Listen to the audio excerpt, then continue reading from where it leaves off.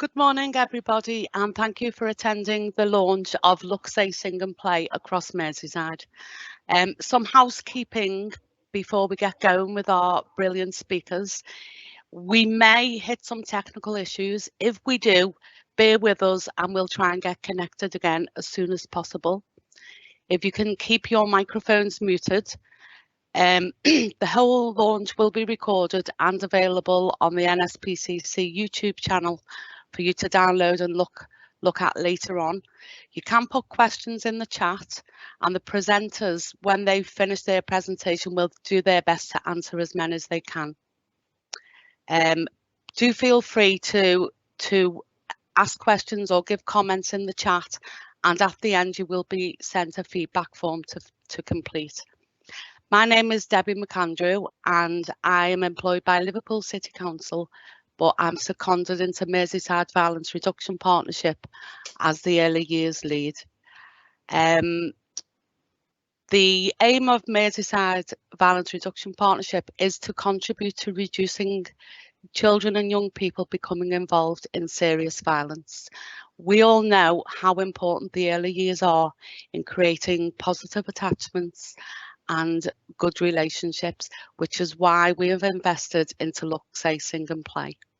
So I'd like to introduce our first speaker, who is Claire Crabb, and she is the Northwest Assistant Director for the NSPCC. Thank you, Claire. Thanks so much, and good morning, everybody. I am delighted to welcome you all here to the launch of our Merseyside Look, Say, Sing, Play campaign. The NSPCC's vision is simple. Together we can stop child abuse and neglect. So that's why it's so great for me to be here today launching a campaign which has such strong foundations in partnership working. A key pillar of the NSPCC strategy is that with and through others we can reach so many more children and prevent abuse from ever happening. Our work is really varied, so we help children who have been abused to rebuild their lives, and we protect those that are at risk, and we find the best way of preventing abuse from ever happening. We train and support parents and professionals and so much more. This campaign is really important because we know that the first 1,000 days of a child's life are a vital period for child development and well-being. Supporting parents and carers to foster a secure and stable relationship is crucial in that time. The ability to recognise and respond to your baby's cues and be able to respond sensitively is a crucial part of developing a healthy and responsive and supportive caregiving style. And we know that this in turn can contribute to preventing neglect and abuse. Look, Say, Sing, Play was designed to do exactly that.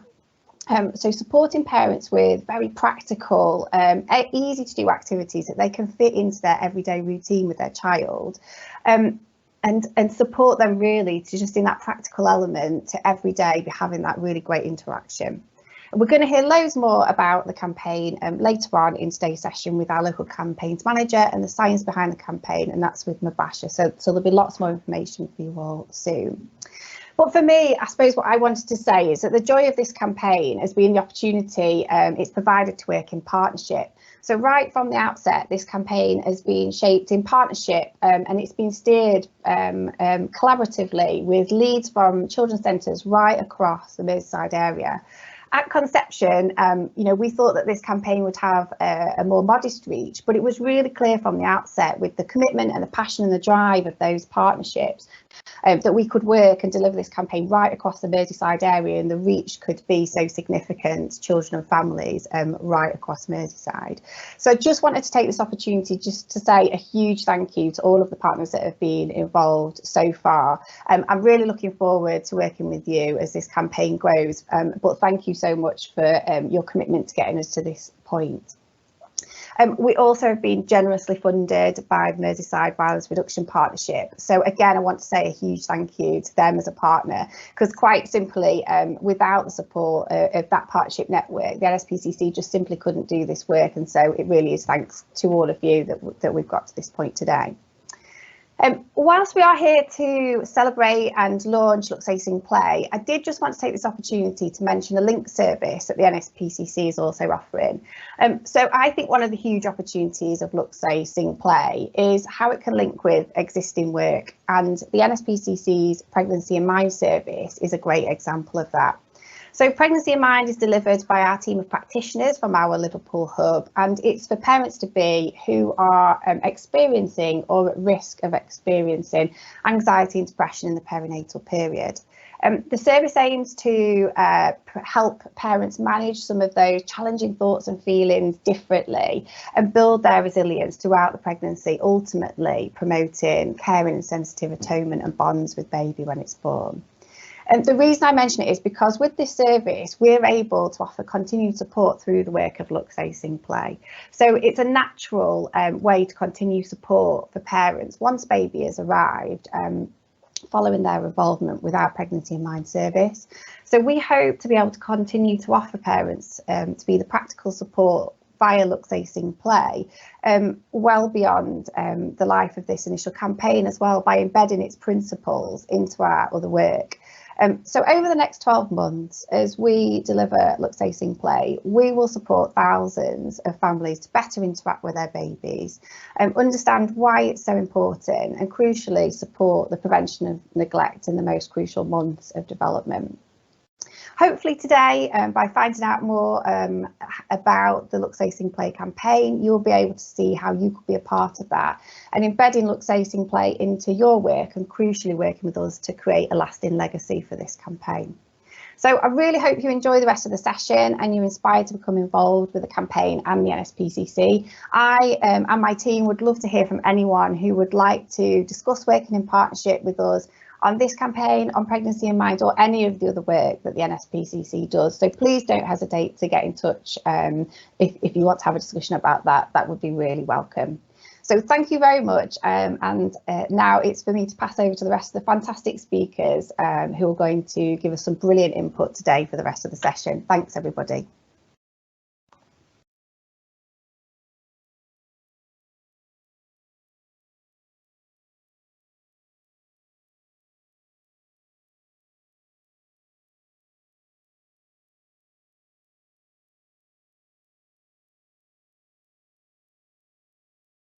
Okay, hello everybody. Thank you so much for inviting myself and my colleague to present at this event. My name is Dr. Lisa Marsens. I'm a consultant clinical psychologist, and I lead a parent infant mental health service called the BAB service, which is called the Building Attachment and Bond Service. And we deliver this service currently in Knowsley and in Sefton, and we're looking at developing the service across other areas of the Northwest boroughs. And I'll just hand you over to my colleague Kate. Hi everyone, and welcome. Thanks for coming and thanks for listening. My name's Dr. Kate Abbott and I'm a clinical psychologist in the Knowsley BAB service. So I work alongside Lisa, but based in Knowsley. So thanks for having us. Thanks, Kate. And we are delighted to be here today sharing with you two things really. I guess one is about our service, about the Build Attachment and Bond service and the support we offer to vulnerable parents and babies, but also to think about kind of the best start for life strategy that is kind of being launched currently, which fits perfectly with this strategy, what the NSPCC are rolling out, in that it's so important that we do everything we can to give children the best start for life, for those children 0 to 5. So our big passion, interest is supporting our parents and babies 0 to 2. And I guess to kind of mirror this, our favourite quote in the BAB service is probably the most important period in everyone's life is the one that they cannot remember. And that is the 1001 critical days from conception to age 2.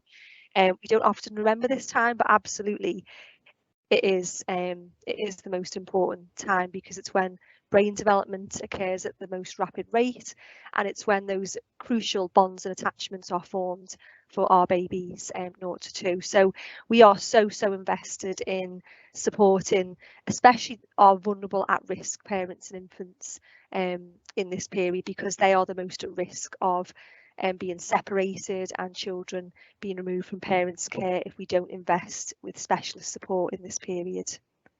Okay, just a little reflection on the government strategy. So Andrea Leadsom and team launched the Best Start for Life strategy at the end of last year, and I guess it kind of fits with all of the early years strategies, really. You know, what NSPCC push, and you know, it fits with the Start Well, it fits with the kind of 10-year plan, it fits with all different strategies, but it's a very innovative kind of current strategy, which is about supporting children and families 0 to 5 in particular.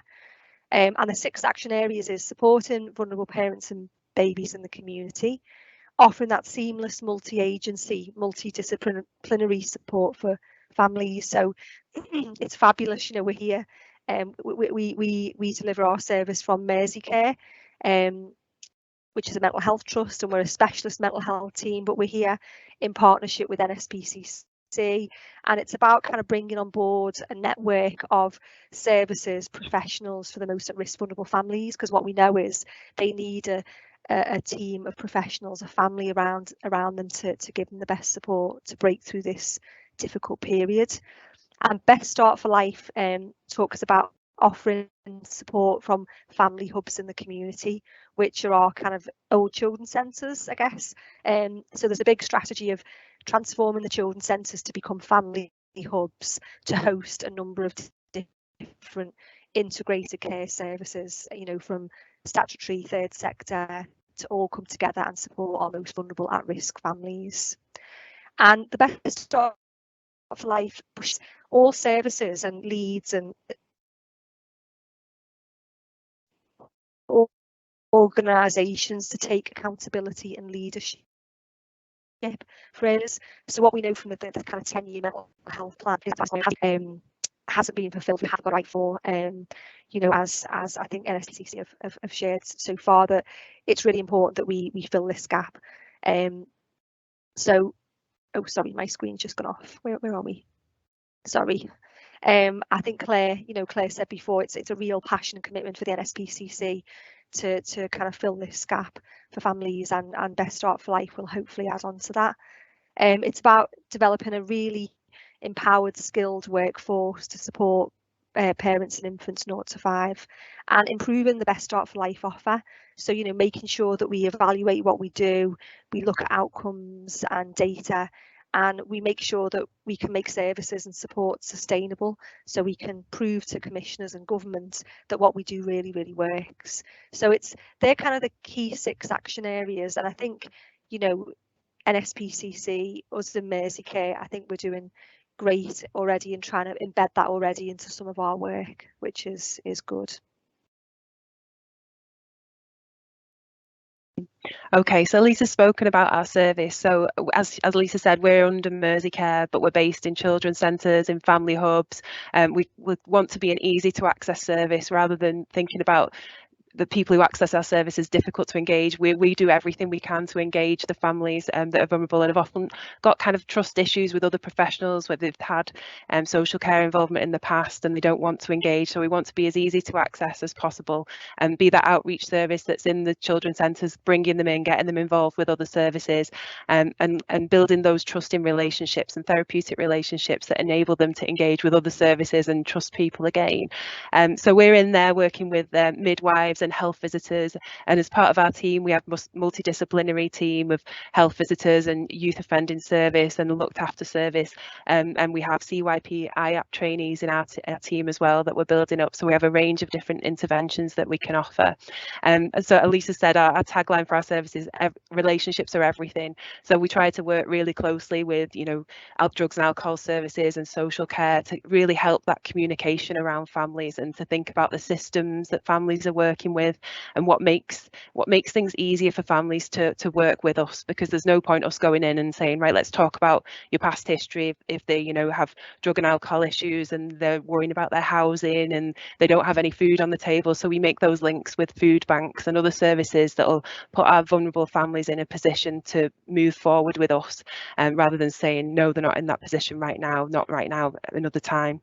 So we're trying to work in that kind of grassroots up way of thinking what the family needs and then building our services around those and supporting them in a way that is meaningful for them.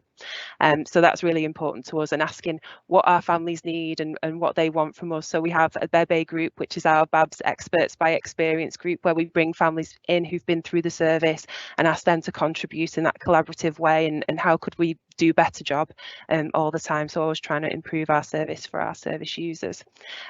But we could spend all the time in the world telling you about our service, but we actually have a really good BABS video that explains it from some of our families who've been through the service, and they can explain it in a much better way than we could. So we could show you this, please. That would be great.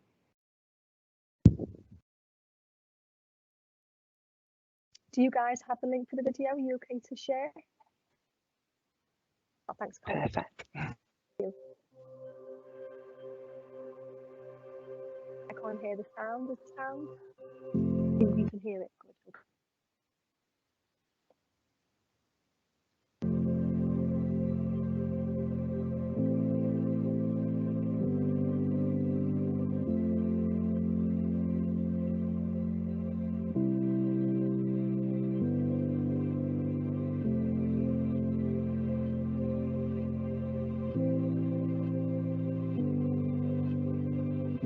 I always wanted my kids to have a proper family life with mum and dad.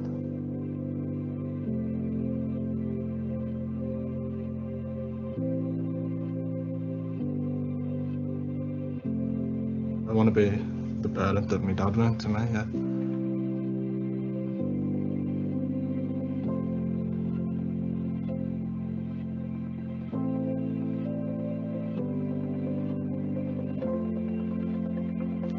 Can't see no.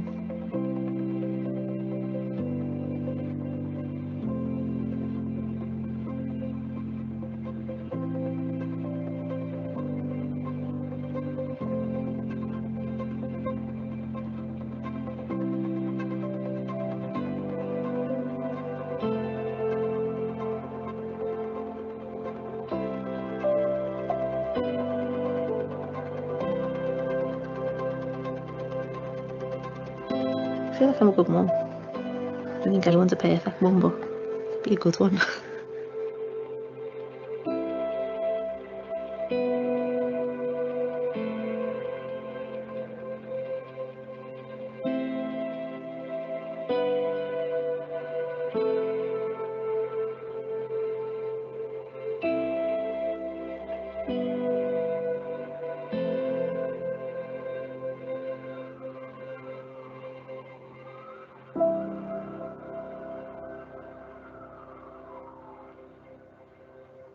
I'm a brilliant mum, yeah. I didn't think I'd be able to do. It's so good.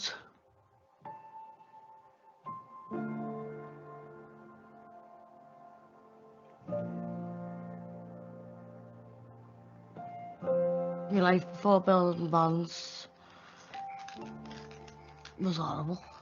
It really was. It was horrible. One fella broke my nose, the other knocked my teeth out, the other stabbed me in the eye, shot me in the leg, and I think, you know what, when you stop and you think, I kick myself for letting them win. You fell out of one, back in, back out, back in, and then I had him and I thought, well, no.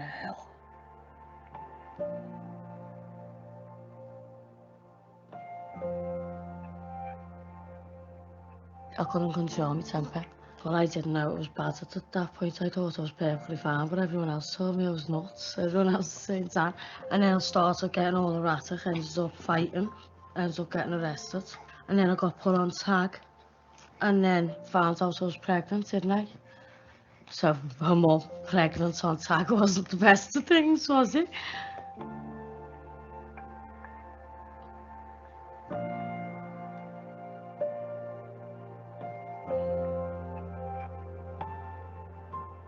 I really didn't know who to trust then, couldn't trust anyone. But then as the sessions went along, I got more trust and getting the help.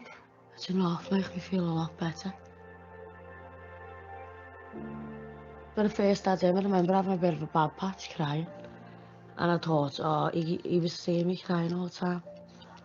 And I thought, no. And then I had a little cry outside to Lisa and Carmel. And I went up. I remember telling myself and him, I need to get out of this rut I'm in, son, and now. I was talking to him and says, no, you haven't done nothing. I love you to bits. I love making it better. And it is. Didn't I, Papa? Yeah. So now, and I'm crying. But I'm happy.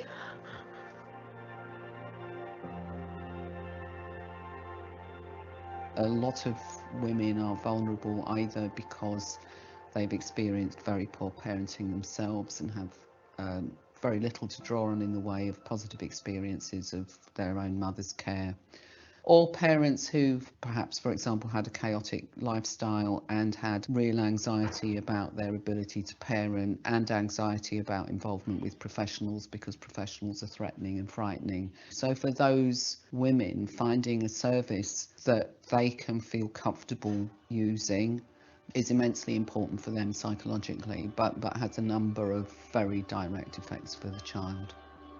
We're in a service which actually deals with those transgenerational cycles for mums to be empowered to make change. Also, as a parent, we think we're going to be like the Boots advert with our baby. And sadly, in many cases, that doesn't happen. And I think that can be very distressing for many parents. Every other mum that you look at and want to be like, whereas I've never felt like that before because I always felt like they weren't interested in me, sort of thing.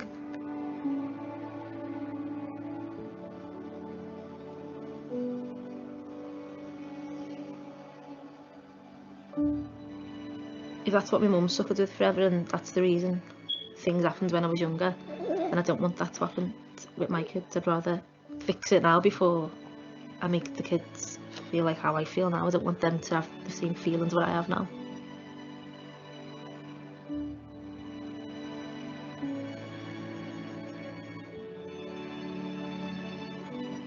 I just felt like he wasn't really, I just had this baby that was there and it wasn't really my baby. Like I was just like babysitting or something, but he was always there. I just thought, I'm not going to be able to like love him. What are you looking at?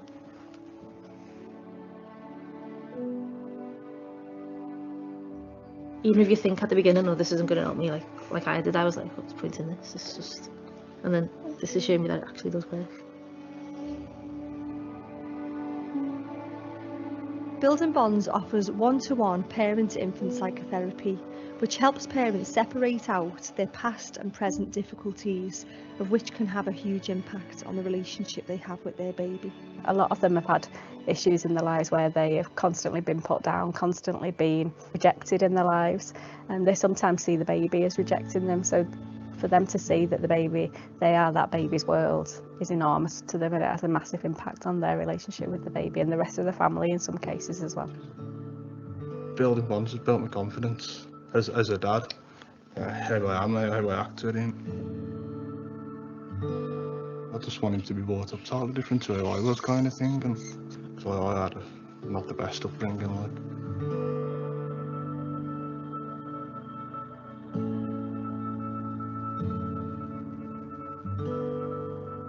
I got took from my parents at a young age, in social care I was, and then got took to my nan's because of the drugs, because of the arguments and the drinking, and basically he's going to have none of that. I'm going to make sure he doesn't see what I saw growing up, basically.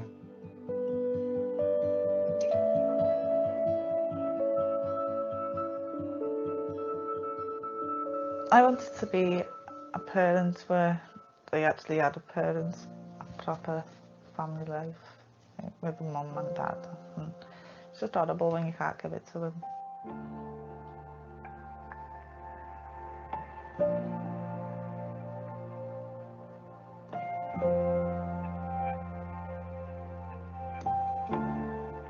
Got care when I was 11.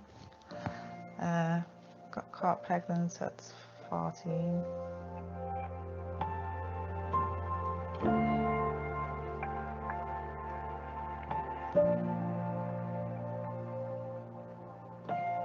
I was scared, like, at first, when I first found out I was pregnant with Khaleesi, thinking, oh, they're going to take the baby away from me, this, that and the other. I just didn't think I could be a good mum ever again.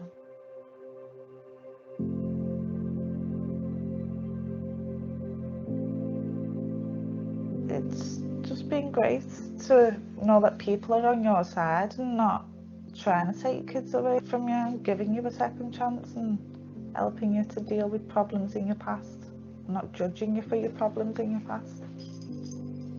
What I remember most strongly was the final case conference that I chaired, and she had her discharge letter from Building Bonds, which she brought with her to show us, which talked about her growth through the process and what a good mother she was, and just the look on her face when she touched her baby was a delight, and for me that was huge. It's helped me to deal with my emotions a lot differently instead of building it all up and then exploding, going to drink. And I sit down now and talk to people or tell people and actually express my feelings, which is weird because I never even thought I'd do that. I felt more at ease and more cosy in my own home, and I could get things off my chest. Like offloading, it's like, I don't know, it felt like I was throwing my head in the washing machine, rinsing it out and throwing it on a good spin, and then back in my head. It felt great. That was the only way I can explain it. It felt like I threw my head in the washing machine. We have developed a group called BEBE, which stands for Building Bonds Experts by Experience.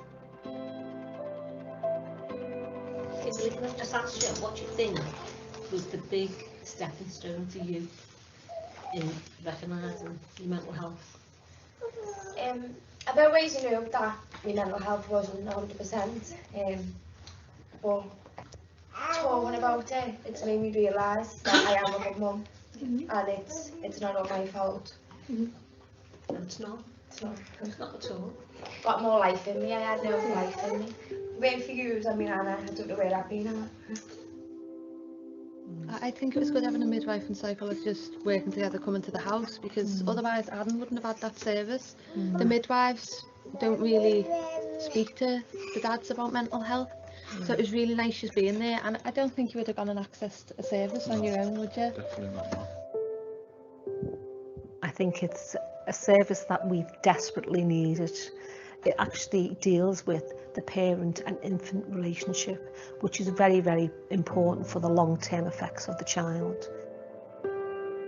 The main issue is a child being supported within that household with its primary carer, and that should be the objective, to keep children together with their parents and also support that parent, and that is fundamental for that child to be supported. If we don't have this service, we have a risk of many children coming into care, and we need to break that cycle. I would say that there is nothing else like it. I would say that it fills a critical need. I would say the costs, both in human terms and also financially, of not providing it are far greater. Someone see the good in me, you know. It helped me realise I'm not a horrible person. I'm not.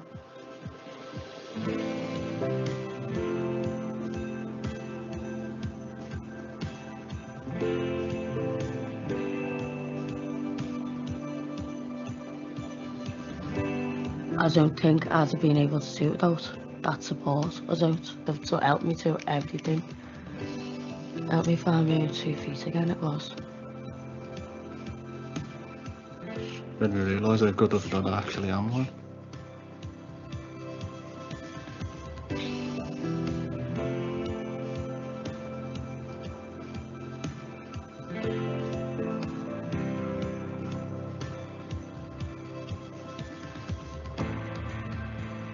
Really happy with the Building Bonds. It's helped me so much, and like, it's just going to continue helping me even though I've been discharged.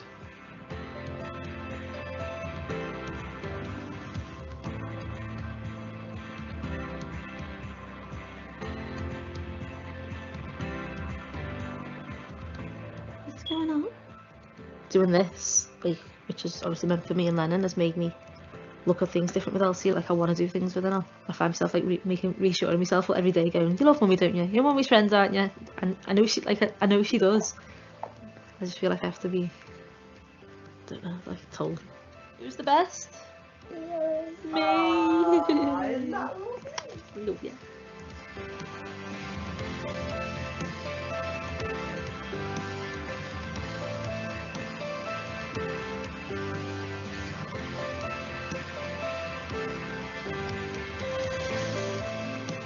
If I didn't have it, this help, then I wouldn't be the mum that I am now. I'd be different. Life would be different.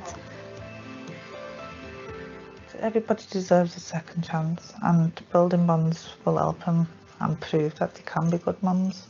Because look where I am today.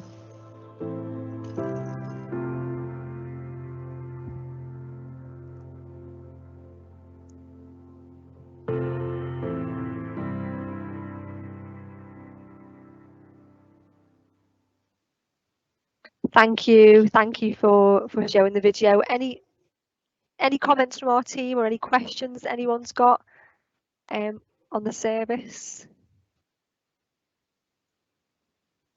Deb? Or was that Claire? Sorry, oh, Deb. No? Oh, I can't hear you, Deb. You're on mute. Lisa, I think there's some comments on how people can make referrals to your service. Oh, sorry, I've noticed the chat box, sorry. Oh, right, okay, yeah. So the service currently is offered in Knowsley and in Sefton at the moment, and what we can do is I can ask Kate to share our referral forms with you guys, with the NSPCC leads, but I think I just mentioned before to Claire that I think we really need to connect about the Pregnancy in Mind project, and absolutely to think about how we can work more in partnership together, because we're all working with the same families. The BAB service isn't currently being offered in Liverpool, although you know that there's lots of scope for us developing the service wider across Merseyside at the moment, but we're currently in Sefton and Knowsley, so we can send referral forms for the Sefton and Knowsley service, and we can share developments of how we're working. We are going to be developing support across Merseyside as well. So I'll give that one to Kate to share with you guys, if that's okay. And Lisa, you have a website for people to go to for more information? Yeah, we do. We have Could you the pop BAB's that website. in the chat? Absolutely, yeah. So Kate will share our Merseyside. So again, the service is delivered under Merseyside Trust, and Merseyside have got the services, both services on their website, but Kate can share that at some point. Okay, I think I've just got a few more slides on the presentation to share. What time is our time up? Sorry, are we running over here? Okay, you've got about 5 more minutes. Okay, yeah, we can do that, no problem. Thanks, Deb. So just following on from the video, and again, we love the video. It's quite old now, but we just think it's so powerful having families share their stories. It says so much more than us as professionals sharing the impact. So again, the BAB service is all about supporting the most vulnerable at-risk parents and infants in the community who have high numbers of ACEs, and what we feel like Claire shared before, these are the families that don't get the right services, that fall down gaps and cracks, and really need specialist therapeutic support to help them break those cycles, to go on to you know, be happy, and for the babies to thrive, and to break those cycles of ACEs for the future. And what we know is by offering this specialist preventative parent infant mental health therapeutic support at the right time during pregnancy and after having a baby, we know that we can prevent high risks for the baby and poor outcomes. We know that we can break cycles. So the Knowsley service has been going now for nearly 7-8 years in Knowsley, and we've done an awful lot of research on the service to show, you know, the evidence of how we prevent later risks for the baby, how we can support mental health, how we can build good, strong bonds and attachments, and how we can support the development of the baby. So we've done lots of short-term but longitudinal research to show the impact of this specialist parent-infant mental health support. And the goals for us is about prevent and removal, so supporting vulnerable families to break cycles, improve, you know, kind of the struggles, and help vulnerable parents separate out their difficulties and the issues they've got in their own life from the relationship with the baby. So many infants we know and children 0 to 5 have very insecure attachments with parents, and this is often because the parents haven't been supported in the right way, and the parents are still struggling with their own attachment difficulties from their parenting experience, and it's a cycle, and our service is all about breaking that cycle. And the last thing I wanted to say is our big kind of drive is supporting our insecure infants who absolutely will be our parents of tomorrow. So Kate's just going to share some of the research that Kate did as part of her doctorate research with yourselves. Thank you. So yeah, so we're thinking about breaking those intergenerational transmission of risk through ACEs, because our mums come to us and say, you know, I'm not going to be anything like my mum, I'm going to be nothing, it's going to be so different. But if you've never had someone who is a positive role model in your life, who's shown you a good example of parenting and that warmth, you only know what you don't want, you don't know what you do need. And we have families come and say, I saw someone else in the playground and I didn't know I was meant to speak to my child like that. No one ever told me, and how would they know? So we're really interested in looking at mum's own experiences of being parented and looking at their ACEs, because what we know is that the ACEs risks are cumulative. So as ACEs increase, their risks for later outcomes increase too. So when there's 4 or more ACEs, that increase the risk of depression and use in alcohol and in physical health problems really increases at that point. And by the time you're getting to 6 or more ACEs, you can expect to have your life expectancy reduced by up to 20 years, which is huge. So these are really long-term, really significant outcomes. So we want to prevent that transmission of risk of ACEs to the next generation. We want to support our babies to not have these ACEs, and this is what the families want too, but they just don't always know how to do it if they've not had that good model of parenting themselves. So what we did within this service is quite a small number of families, because we wanted it to be more of a longitudinal study where we could look at outcomes for children at age 1 and 2 years once they've been through the service with their parents. So we were looking at numbers of ACEs. So we know on average the mums that come to our service that have an average of 5 ACEs. Some have 9, some have 10, you know, some have 0. So the average for our families is 5. So if we could just have a look at the next slide there, that'd be great. And then we knew our families, so 74% of the mums in our service had more than 4 ACEs, so they're hitting that threshold where the outcomes are significantly worse for these mums. And we know that ACEs, other parents bring ACEs as well. The adults living in their household, they bring their ACEs, and the child is being impacted by these. So we really want to think about everyone around the child and how we can support those. And as the video showed, we do support dads as well and carers. So we know that the risk, 61% increased risk of having a child with an autism spectrum disorder for mums that have got high numbers of ACEs. So we were looking at this for our children and for the outcomes at 12 months through their routine developmental measures. So the ages and stages questionnaires that we linked in with the health visitors to look at. And what we could see for children who'd been through our service, 70% of these children were meeting their developmental milestones in all areas between 14 and 27 months. And what was interesting, I think there was 4 children who were below that threshold and were scoring lower in certain areas, and all those were boys. So we're really interested in looking at that kind of gene by environment risk and how that affects children who are female and male differently, and what that is about as well. And this is something that we'll continue to explore with our families and add to this story and this study as we can. Thank you. Okay, I just want to quickly share, these are really key reports that have been released by the Children's Commissioner in the past 2 years and 3 years, sorry.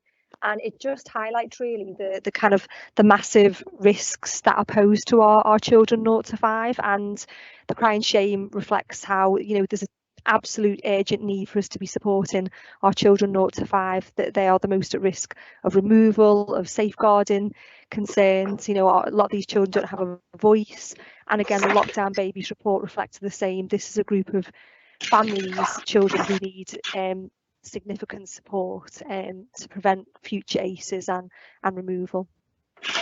And just moving on to our last two slides, and then we're going to finish. And this again, there's been a massive increase in the number of newborn babies removed from parents' care post-birth, and I think in the past 10 years the numbers have doubled across the UK. So infants that were removed, 10 years ago, the figures have now doubled. So again, we need to prevent this, and we need to work in collaboration to stop this from happening. Yeah, next one.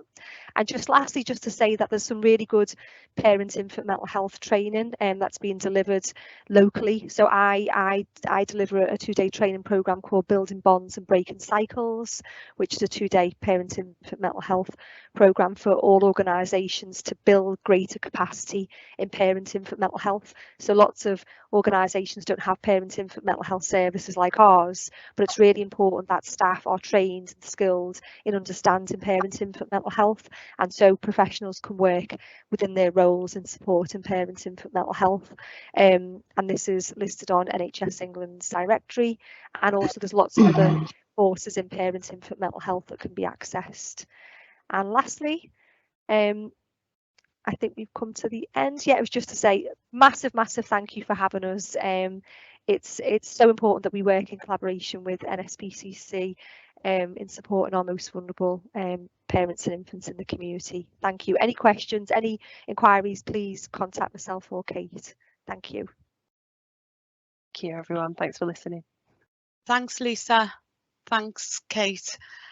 Loads of comments in the chat about how powerful and strong those parents are for sharing their stories, and I just think it demonstrates how by investing in the early years we can make a real difference to families across Merseyside. So thank you both for that.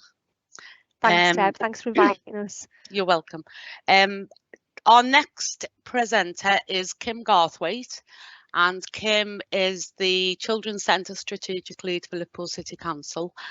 And Kim is going to talk to us about how they will be embedding the Look, Say, Sing and Play principles into work they're already doing, just to demonstrate that this isn't an additional piece of work. This can be embedded and complement the work that professionals are already doing. Thanks, Kim.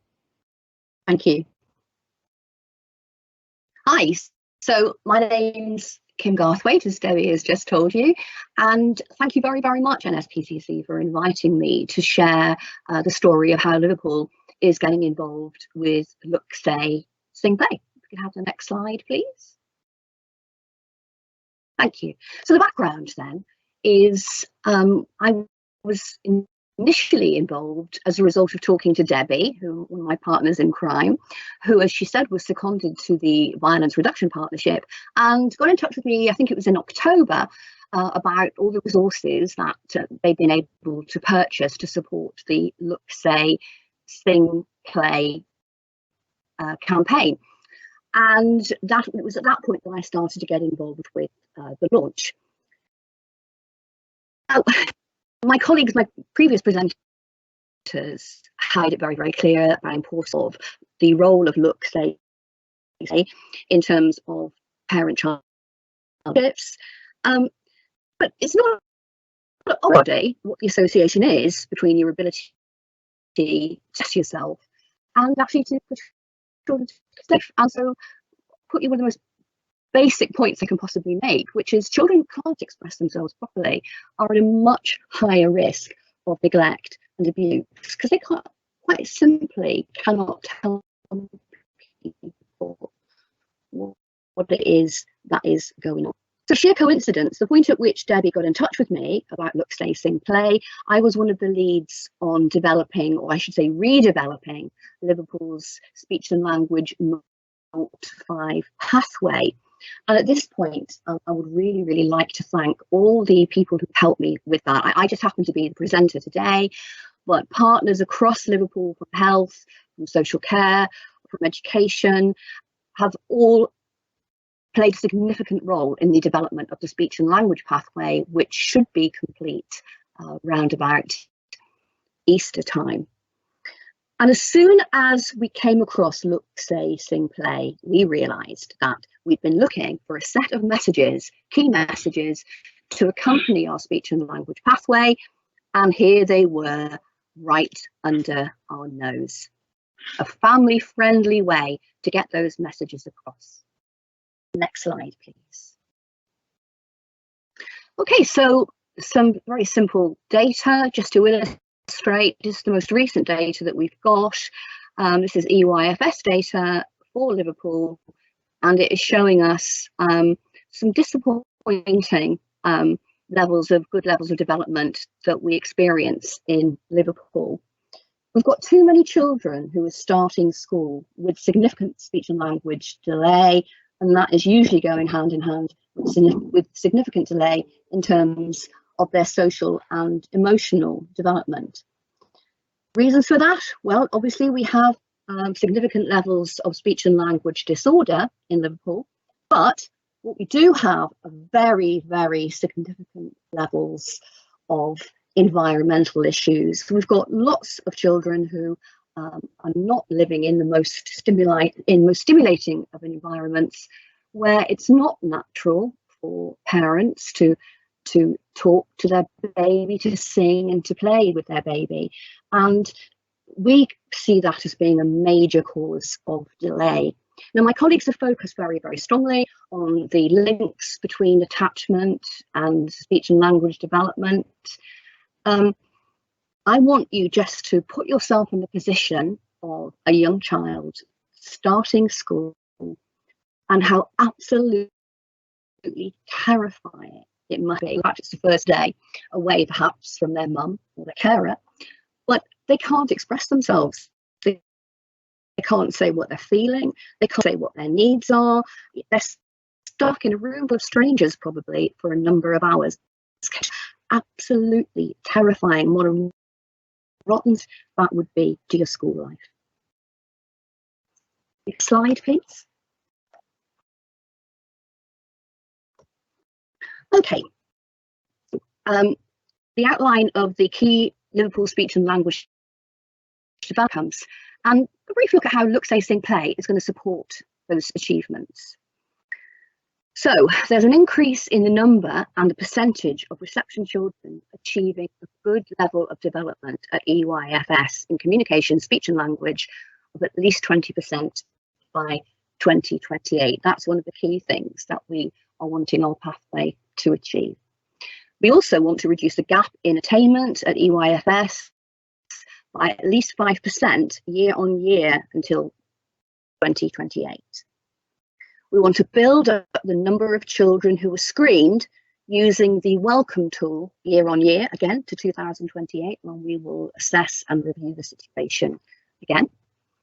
And we want to build up the number of children receiving targeted speech and language support as a direct result of that Welcome screening and other activities that are going on across the partnership.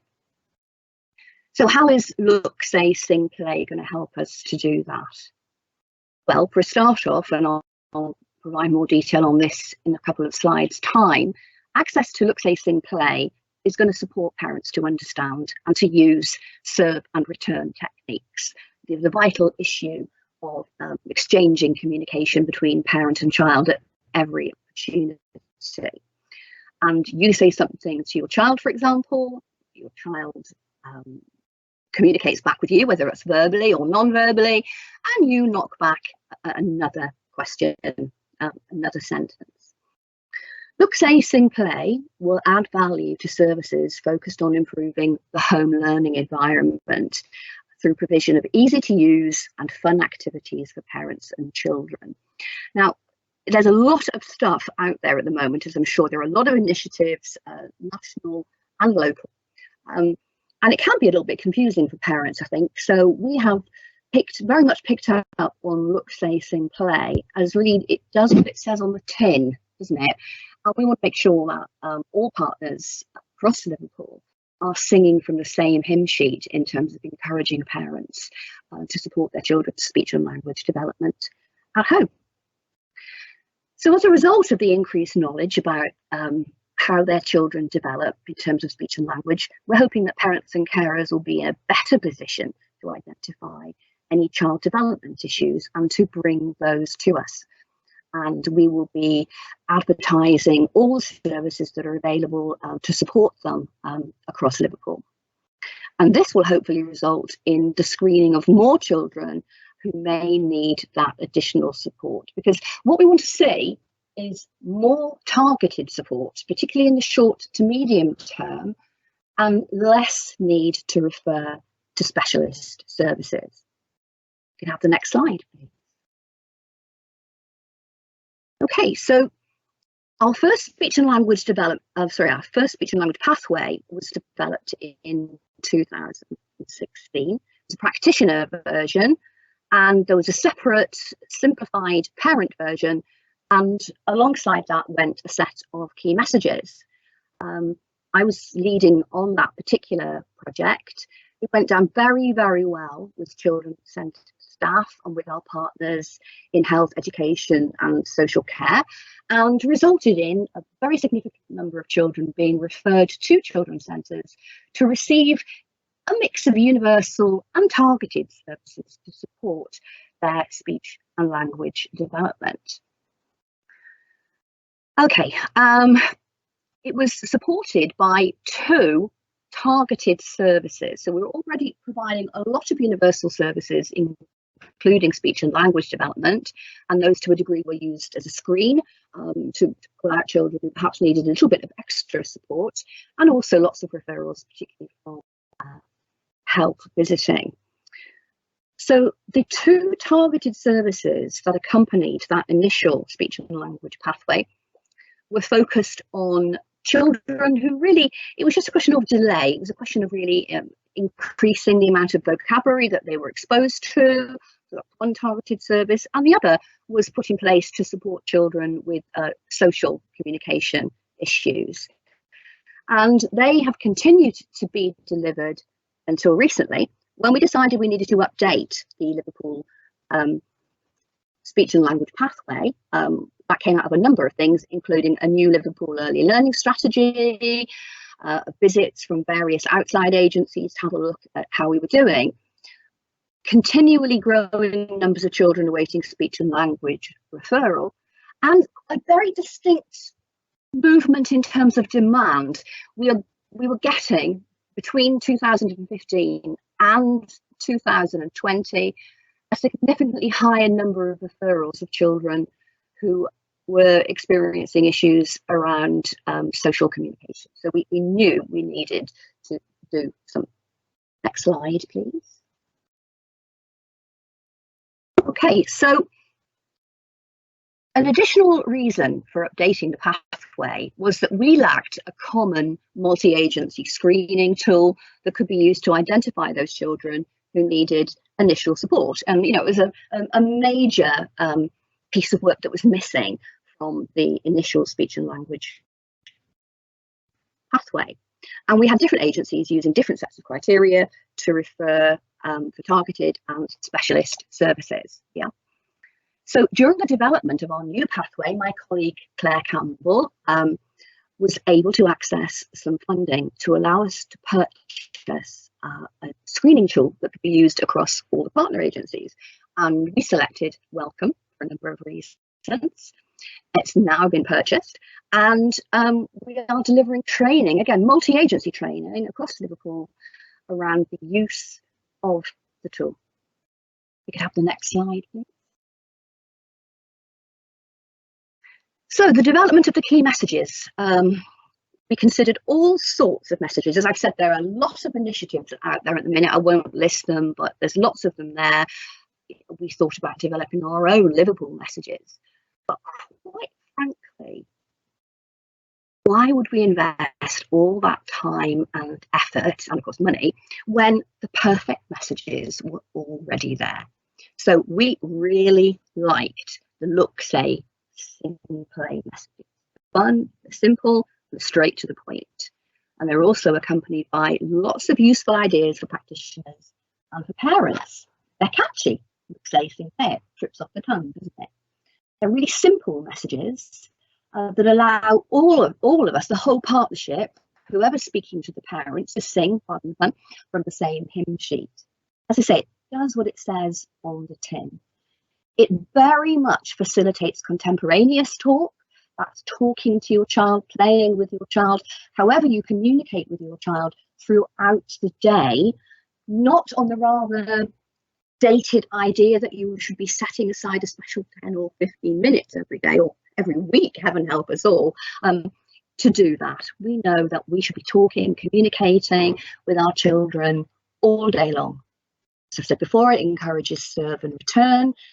And crucially, it doesn't just give you the science, it doesn't lecture at you, it provides lots of fun, easy, practical ideas so that parents can facilitate that interaction. We know that we've got a good number of parents who haven't got a clue how to do this, who don't understand their role in terms of their child's speech and language development. And so Look, Say, Sing, Play, to me, encourages playfulness between parents and children, when so many parents seem to have lost that knack for play. Loads and loads of good ideas of where to start. And for those who are more interested in the brain development, well, that's there for them as well. So it supports our goal to change behaviour through motivational conversations. And I'll say a bit more about that in a minute. There's so many ways we can incorporate Look, Say, Sing, Play in our work with our partners and activities during sessions. And finally, for me, a bit of a personal one here, Look, Say, Sing, Play came in a very timely way for the birth of my grandson last June, and we're having tremendous fun using different resources and facilities online. Next slide, please. So, where do we go from here? We're going to continue to incorporate Look, Say, Sing, Play material in service development, and we are literally working on that as we speak. So health visiting and midwifery will at the very least provide access to Look, Say, Sing, Play material that points parents in the right direction as part of the health promotion programme. The Liverpool Children's Centres, and there's 11 of them, right across, they've got a presence in every ward across the city. I can't thank them enough for their involvement in the speech and language work. They've been so patient in terms of the development of standardised services. They're so aware of what a big issue this is in the city. And so literally as we speak, I've got two ladies who are incorporating Look, Say, Sing, Play material into two specific services that we have standardised and are running. One is Stay and Play, and the other one is all about baby. So they will be specifically making reference to Look, Say, Sing, Play and sharing materials with parents during those sessions. Okay, and also we're very, very interested in terms of children's centre staff receiving training in motivational interviewing, sharing key messages with parents, and we intend Look, Say, Sing, Play to play a significant part of that. We will be rolling out our speech and language program in April, May, and we're also hoping that we will roll out Look, Say, Sing, Play to families around about the same time, because they are a perfect match. Next slide, please.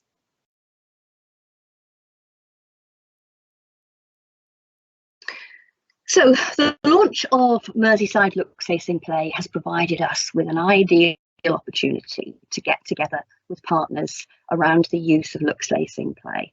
As I say, health visiting and midwifery are already working closely with us to develop the pathway, and we are now looking at exactly how midwives and health visitors can share those Look, Say, Sing, Play resources from the point of conception, basically, birth and beyond.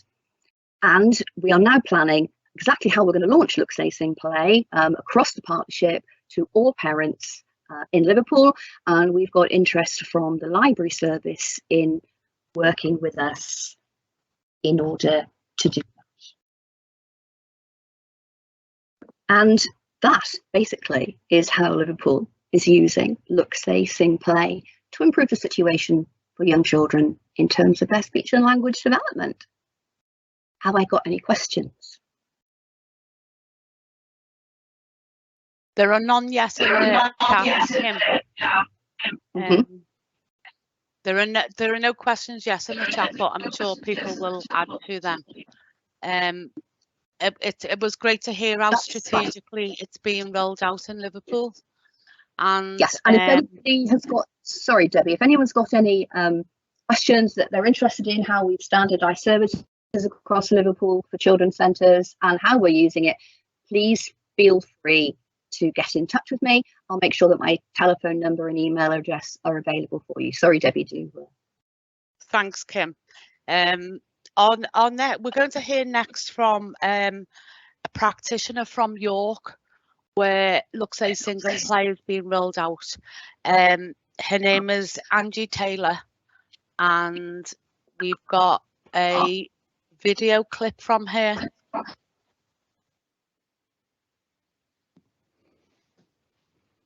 Hi, my name is Angie. I'm an early start tutor with Family Learning as part of York Learning. I'm going to talk to you today a little bit about how we implemented Look, Say, Sing, Play across the council through different avenues. So I run an early start programme which is primarily aimed at parents, grandparents and carers of 1 and 2 year olds. It's about building confidence in those parents, grandparents, carers and inspiring them to come up with their own ideas for activities with their 1 and 2 year olds. Activities that can be really easily resourced just with things around the home or items you might have when you're out and about. So when the opportunity came up to incorporate Look, Say, Sing, Play into the programme, it was a bit of a no-brainer because everything it was about was pretty much what we were already doing within Early Start. And one of the things that I really loved about it is that it's child-led, so it's all about looking at what your child is interested in, what their focus is. So right from newborn, what is it they're focusing on? Verbalise what that is, just introducing lots of language throughout the day, just on day-to-day activities. And then in the Early Start programme with 1 and 2 year olds, it was about how we can incorporate more language, a richer language through really simple activities and just inspiring parents and giving them the tools to be more confident in what they want to do and what they can do. What struck me most about Look, Say, Sing, Play when I first came across it was just how simple it is to convey that you don't need to plan or have lots of ideas for activities in your head with babies. You simply just watch your baby, see what they're focusing on, and who doesn't love watching babies. Look at what they're focusing on, look at what they're showing an interest in. Say what that is, so verbalise, introduce new language to them. Sing a song. I'm really all about more singing. The world needs more singing, and I try and inspire my parents to sing as much as they can. And we always start out with, no, I'm not very good singer, I don't like singing. And then once they realise just how effective singing something rather than saying it is on their child, that all goes out the window and they're singing in the street, they're singing at any opportunity because they've learned that it really does calm a child down, distract them from what they might be doing if it's something they don't want them to be doing, and so on and so forth. And also playing games, coming up with simple games based around what it is that they've been showing an interest in. So for example, what is your child focusing on? Is it little bits of paper? It could be something as simple as that. And so you're just talking about what they're experiencing whilst they're touching it. What sound is it making? How does it feel? You could follow their lead, so whatever they're doing, you mimic it, and you're verbalizing what's happening as you're doing it. What are they interested in investigating? It might be that there's Rice Krispies on the table and they can spend a long time looking at Rice Krispies and shuffling them around and listening to the sound. And so make up a song. Once you've talked about it, make up a song, introduce a tune. You might have an earworm that day and you just sing the words that you're saying to the tune of whatever's in your head at the time. There might be something that they've been insistent on wanting to do around the home and you really can't bring yourselves to let them get involved because it could end up in disaster. But let them have a go. It might be putting on their clothes. You know this is going to take so much longer if you're letting them join in, but let them join in, let them get you dressed at the same time, let them put your jumper on, let them put their own jumper on, make a game around it, so you put one sock on, they put one sock on, etc. And it's just about having fun with really quite mundane activities around the home every day, and just seeing the success that parents have instantly through incorporating look, say, sing, play. Just having that at the forefront of their mind in a moment where they might be struggling a bit because they're not having a great day. Baby senses that, and then they're not having a great day, and turning something around really quickly just by singing what you're doing. Something else that we're having great success with, which is such a simple idea, and I introduced a little while back, was the idea of singing books. So your child gets their favourite books and you must have read it a million times, and it gets quite difficult, but instead of reading it, sing it instead. Think of a tune, a familiar tune, it might be a nursery rhyme tune, something that fits with those words. It doesn't have to fit perfectly, but sing the book. And the kids absolutely love that. They find it funny, it entices them to come and sit down at a point where they might be doing something you don't want them to do, and just sitting down with a book and starting to sing it distracts their attention from what they're doing that you don't want them to do, and works like a charm. And that's been a great success and a really simple idea. As a council, we have lots of sets of the Look, Say, Sing, Play cards, and we're giving them out all across the council through different means, through health visitors, through midwives. Lots of parents are getting hold of these now. We use these in Early Start as well. We might take one particular card each session, have a look at the activity, see how that can be developed, come up with ideas off the back of these. We very much use these as a starting point, and it's easy to discuss the activity in class, talk about the science bit that's on the back, and parents have found these really useful tools just to have out and about. The kids just love handling them because they're an interesting thing to play with your hands when you're little. But one of the challenges we had found through them being delivered through health visitors and midwives was that health visitors and midwives and the like don't have that much time with each family, and it's very difficult for them to convey in a small amount of time what Look, Say, Sing, Play is, just by giving these out and a brief overview. So we have come up with a few ideas that we would like to implement to make it easier for health visitors, midwives to get across the effectiveness of Look, Say, Sing, Play. We found that parents who were just given these and a little bit of chat about what it is very quickly forgot what it was and didn't really have a go and get to understand how effective Look, Say, Sing, Play can be, and how useful the emails are each week. I love them because they're short and concise. It's not a long email, and when you've got a small baby, you really haven't got a lot of headspace for a lengthy email. So short, concise, little activity idea with a few bullet points of things to try is just a really good starting point. And what I always say to the parents is they are a starting point. If they inspire you to think, oh, well, I'd quite like to try that because I think that would work better, then brilliant. And the Early Start programme really gives parents an opportunity to talk about what they've experienced and how they've found what works well. It's just a really nice place to come together, support each other and share their ideas, and again building their confidence over the weeks.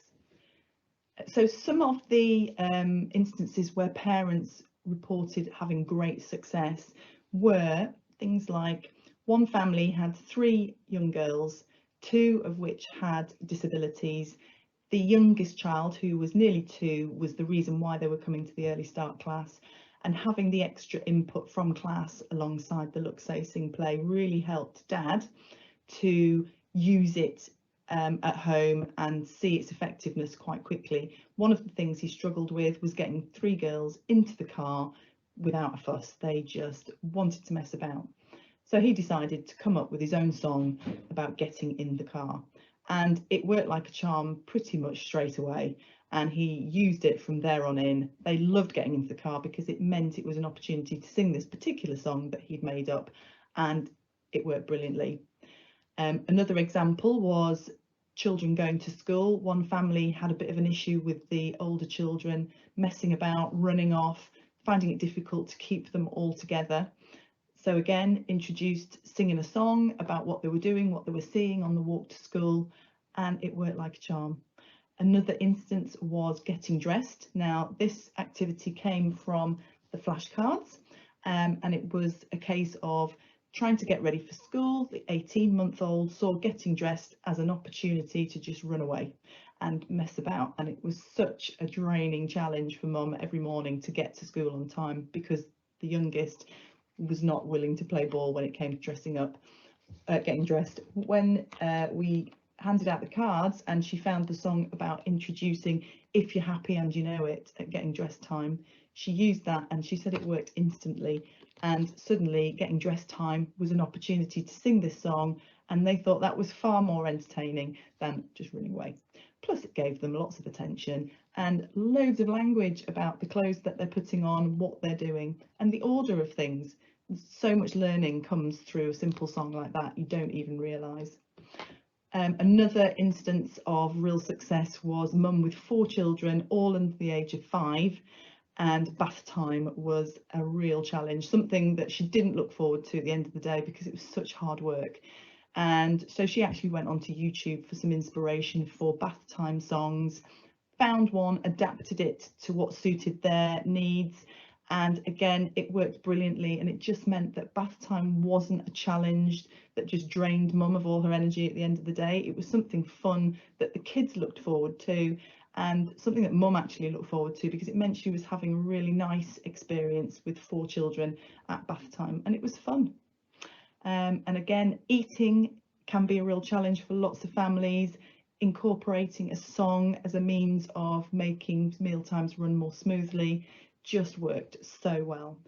Some of the things that we'd like to do moving forward to help get Look, Say, Sing, Play across to those parents that aren't part of the Early Start programme is compiling a bank of videos from previous parents just explaining the successes that they've had, the experience they were having prior to implementing Look, Say, Sing, Play, and then how effective it was.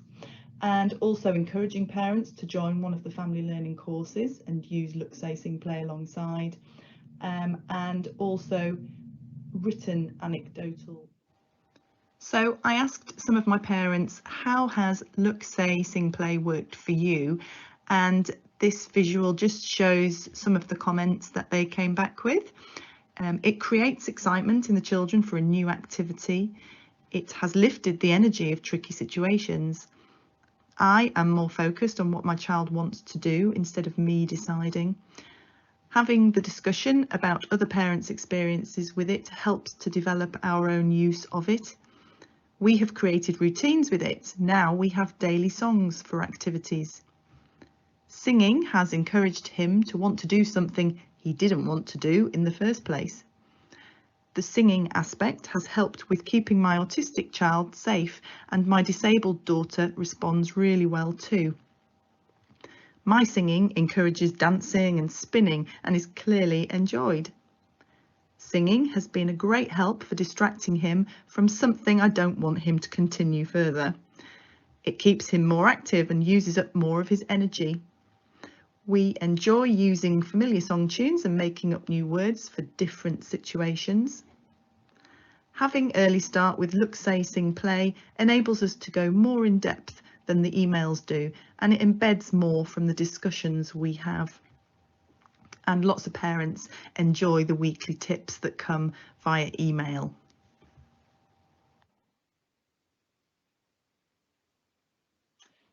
So lots of singing coming through in that feedback, which is possibly to do with me because I love singing. I use it a lot. I've used it with my own children, and having Look, Say, Sing, Play as part of my role at work has filtered through into home life. My boys are teenagers now, and I have found that Look, Say, Sing, Play has actually been quite effective in situations with my teenagers when they might be about to blow up with each other, and I just swan in with my singing and diffuse the situation really quickly with a little sing song about what's going on.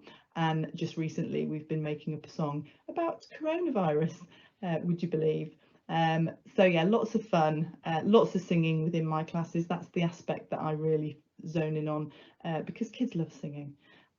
So I hope that I've been able to convey to you just how much success I've had and how much it's helped the parents that I work with. I love the Look, Say, Sing, Play strategy. I think it's brilliant, and I wish I'd known about it when my two were babies, because I think it would have helped me a great deal through what was quite a tricky time with two children very close together. So thanks for listening, and I look forward to hearing how you get on.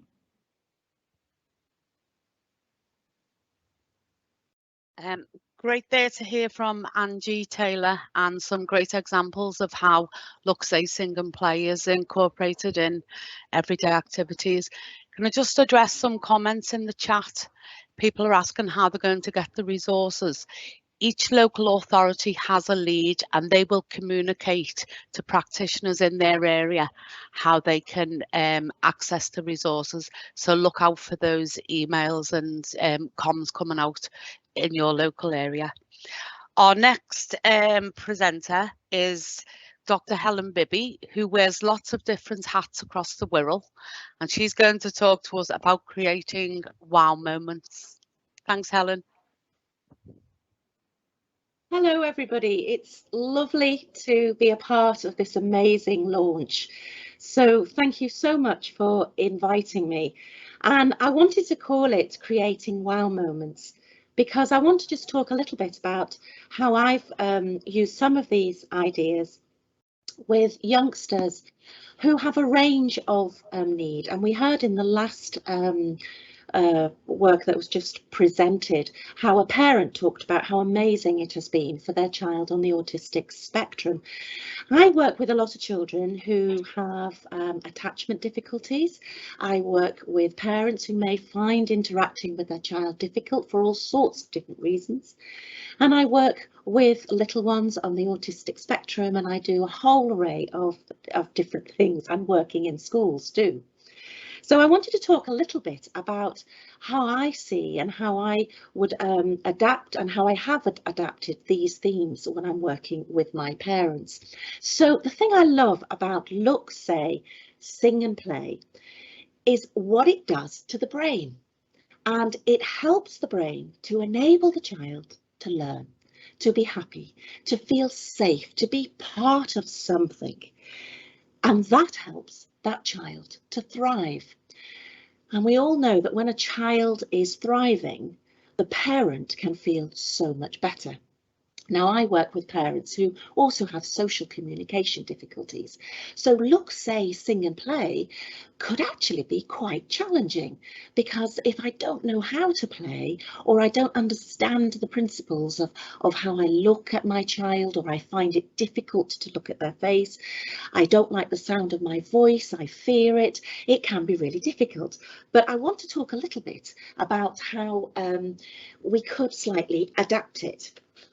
And so if we could just have the next slide for me, please. So what I want to just do, and it's just got a bit askew here, some of the writing, but just in this short little bit, and I'm conscious that we're nearing the time when it will, the launch will close, so I'll make it concise, is I want to have a look at building brains before and after birth.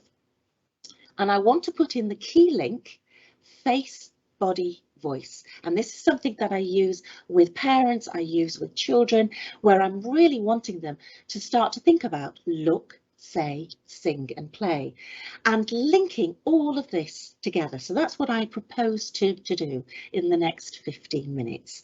So if we have the next slide, please. So we've got this wonderful look, say, sing and play. And I feel that if we focus on something really simple, face, body, voice, what I've worked with parents is let's look at the face. Let's look, say, sing and play with face. Let's look, say, sing with the body. And let's look, say and sing and play with the voice, and breaking it up into simple steps has really helped some parents to be a part of it. And I also use this. I run simple yoga and intensive interaction groups with parents, with children, in schools too. And I find just using something very simplistic like this can really help this amazing launch that's being presented today. So if we go on to the next slide, the reason why I feel face, body, voice is so important is what it does to the brain and how that then links in with how we draw in look, say, sing and play. And for me, face, body, voice creates brain power, not just for now, but for the rest of our lives. And in the same way that look, say, sing and play is vital for now, but if you look at that picture, it's also vital for the rest of our lives. It is so important that we engage and use all these wonderful skills, whether you are 6 months old, whether you are 60 years old, or whether you're about to celebrate your 100th birthday. It is crucial. So look, say, sing and play. It's wonderful now, but it is for the rest of that young person's life. So if we go on to the next slide. So how does it all begin? And I want us to think just a little bit, and I'm going to just have a quick overview of the brain. And we're going to think about it. If you have your pen or paper there now, if you were to just make a little full stop on your page, just literally make it on your page, that's how it starts, from just a tiny dot. And from that, amazing things will grow. So if we just go on to the next slide for me.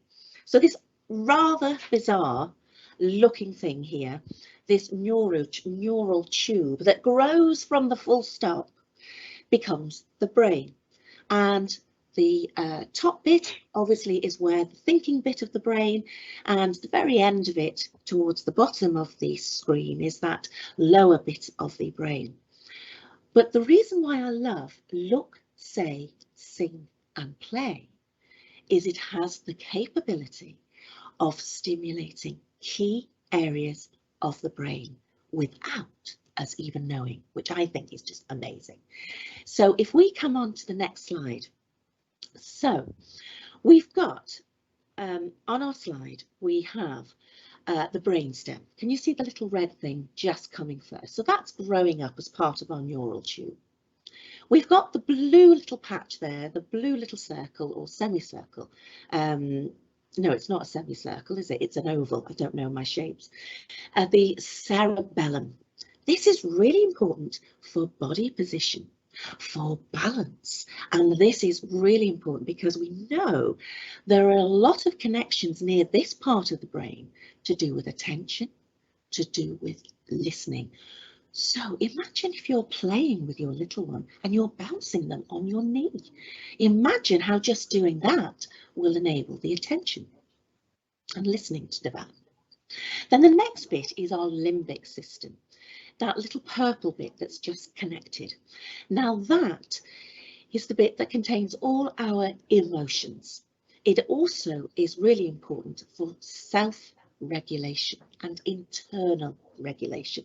Really important. And if you have a little one where there has been attachment difficulties, this part of the brain is overworking. This part of the brain is helping that little one to stay safe. So it isn't necessarily going to be regulating the nice emotions that we have. It's just going to be looking at those emotions that keep us safe. And then if you see at the top, we have the end of the neural tube, the cerebral cortex begins to grow. Now, while I was talking, you will have seen the cerebral cortex on the right of your screen developing and growing, and it's just been clicked on again. So if it can just be done again, and it's all going to disappear. Here we go, there we go. It grows. Now, the wonderful thing about the cerebral cortex is it grows and covers the limbic system. It covers and wraps around the emotions.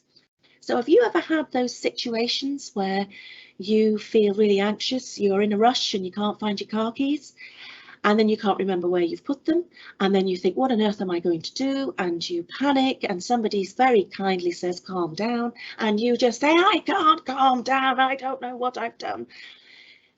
Because the cerebral cortex wraps around the limbic system, it has an impact upon how we think and how we process.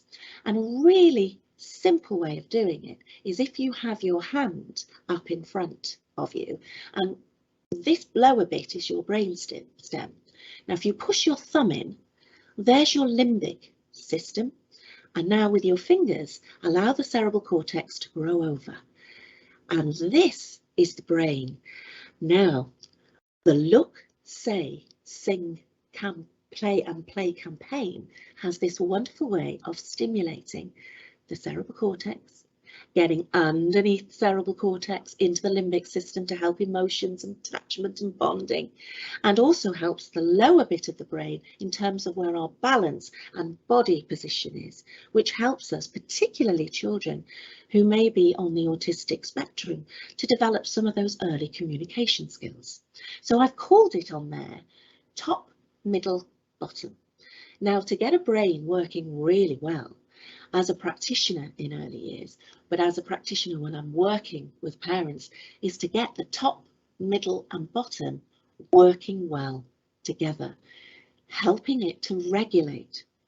I don't want the bottom bit working too hard. I don't want the middle bit overworking, so my child is ready to fight or flight. I don't want that. I don't want the cerebral cortex working too much where it's so stimulated that it begins to shut down. I want them to be balanced. And this is what Look, Say, Sing and Play campaign does. So if we go on to the next slide. So one of the most important things about the pre-birth is the brain is wired to do something quite magical. And so if we click on to the slide, we can see that the brain is actually hardwired. It's hardwired to tune into the human face. Now that's really, really important. It's hardwired to tune into language before we are born. It's hardwired to tune into the response of touch, to respond to that is going on. So even Look, Say, Sing and Play, just singing and stroking that bump, tapping that bump, chatting and talking and singing to your bump has an incredible way of preparing for Look, Say, Sing and Play. And it's so important. So we know, and this is something you can try if you get to a swimming baths, if you want to experience this yourself, stick your head under the water and ask, if you're with somebody, ask them to talk to you while they're out of the water, because this is what it sounds like in the womb. We know that the fetus in that last trimester is starting to hear the patterns and sounds, the intonation, the sounds of speech, and it's actually locking in to the vowels in words, which is why for some of our children, particularly those on the autistic spectrum, sometimes they rely an awful lot on the vowels. We can hear those coming through. But if you want to experience that, it's just like as if you were hearing speech, as if your head was under water. It's that muffled sound. For some of you who are older, like me, if you go to the Charlie Brown cartoons and you can hear the person talking in the background, that's with sort of how it sounds. Or if you're younger and your little ones love Charlie and Lola, there is a parent in the background talking and their voice is slightly muffled up. So that's how you can get that experience. But that brain has been wired to do that for a reason, absolute reason, to be able to interact, to be able to tune in to sound. So if we go on to the next slide. So we know that within that womb, the baby is learning to recognise those speech sounds and those patterns of speech sounds in the womb, even before they are born. So we've got something really quite exciting going on.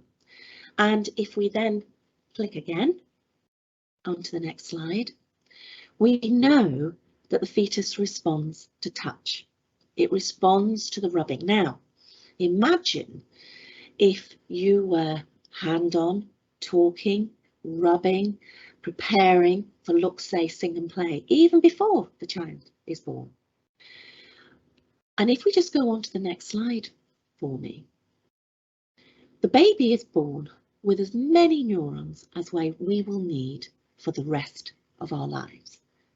But the key is to get them to connect. And if we go back when I was talking before, and I was just saying about the brain and how we've got top, middle and bottom and how all of those work together, we want our brains to link together. And we know in those first early stages, in those first 24 months, we have the amazing reflexes that are tested for to check that the brain is connected to the spinal cord. And the most magical one that I found when my child was born was holding them up, and they started to do the Thunderbird walk that I call, where their feet are moving on top of the bed just as they touch. So the important thing is, when we're building our brains post birth, is to get the whole brain linking and working together, because all those brain cells are there, but they now need to link. And this is what look, say, sing and play can do. So if we just go back, it's going to whiz through, so if it causes your eyes to go a bit funny. So here we have a classic experiment, at first done in, I think, about the 1960s, has been done again and again. Wonderful project in the 2000 period, Social Baby was done, and the wonderful work there that even within a few minutes old, the baby can copy the adult sticking their tongue out. And I always think it's just absolutely remarkable that that is possible. Nobody has taught that child to do anything. Nobody has taught them to stick their tongue out at all. Just got the phone ringing, so I'm just taking it off. Nobody has taught them to focus on the face. They just know that that's what they've got to do. There's your look. Oh my word, it's already there. They know to match the parent's voice. They're looking to seek and matching that patterning, that intonation to that parent's voice. They are looking at it to make that work. And if we just click onto that next slide for me, they're also moving their body in tune to the adult's body, seeking that heartbeat as they're laying on top, seeking the movement, the way the adult's talking, the vibrations of the voice through the chest. They are seeking all of that out. So for our children, they are finely tuned to join in with look, say, sing and play. And what the baby's brain is also tuned into is that intonation. And intonation comes through singing. And as we heard before, you don't need to be really good at singing at all. You just need to make the voice go up and down, up and down. And let's see what we've got here today. Look at you. All of this up and down is so crucial. And if we move on to the next one. So here we have face, body, voice, and this is how I work with some of my parents when I'm trying to develop this. Because if we think of look, say, sing and play, then apply it to face, body, voice. The brain is processed and hardwired to tune into communicating through its face, through its body, and through the voice. And we can weave that look, say, sing and play right the way through. And so for me, when I'm working with parents, as I said at the very start, let's look at the face. What is the face doing? Can you play with the face? What about a feather just on the cheek? Can you talk to the face? Can you say to the face?